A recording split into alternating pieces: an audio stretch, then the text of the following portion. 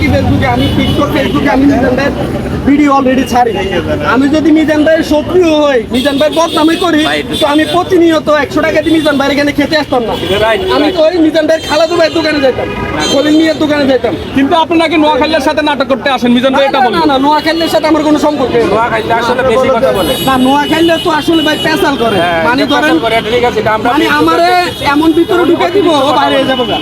কথা বলছেন, বিষয় হচ্ছে আপনি এক কেজি থেকে 2 পিস কেন চাচ্ছেন? আমি 2 পিস চাচ্ছি ভাই, আমার 1 পিস খায় মনে পড়তেছে না ভাই, আমার মন চাইতেছে 5 পিস খাইতে। এখন মিজান ভাইরে বললাম, মিজান ভাই আমার আরেক পিস আপনি গরুর মাংস দেবো, ওই ক্ষেত্রে মিজান ভাই আমার তুচ্ছ চাচ্ছে। এখন আপনাকে যদি 1 পিস বাড়তি দেয়, তাহলে তো মিজান ভাইয়ের যে একটা রুলস, সেটা তো আর থাকলো না, আর 10 জনও চাইবো। হ্যাঁ, 10 জনে চাইলে এটা কি আপনি ঠিক করছেন? আপনি বলেন। ওইটা আমি ঠিক করি নাই।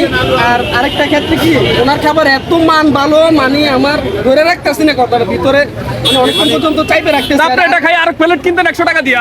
আরেকটা ওটা ঠিক আছে ভাই, আর কত হচ্ছে মিজান 200 ভাইয়ের টাকা হয়ে গেলে তো ভাই, মাংস আমাদের তো এই রান্নাগুলো তো সামর্থ্য নাই যে 200 টাকা দিয়ে খাবো। আচ্ছা আচ্ছা, মানে পাক এত ভালো খাই আপনি পাগল হয়ে গেছেন। ভাই আমি 2 দিন পর পরে আসলে পাক খাই, আমার কাছে খুবই ভালো লাগে। আমার কাছে আমি পারি না, উনি তো বলে 14 বার খাইতে, আমি যদি ক্ষমতা থাকতো 42 বার খাইতাম ভাই। ঠিক আছে ঠিক আছে। ভাই এক প্লেটে ঢুকে না বাইরে, 14 বার কামু কেন?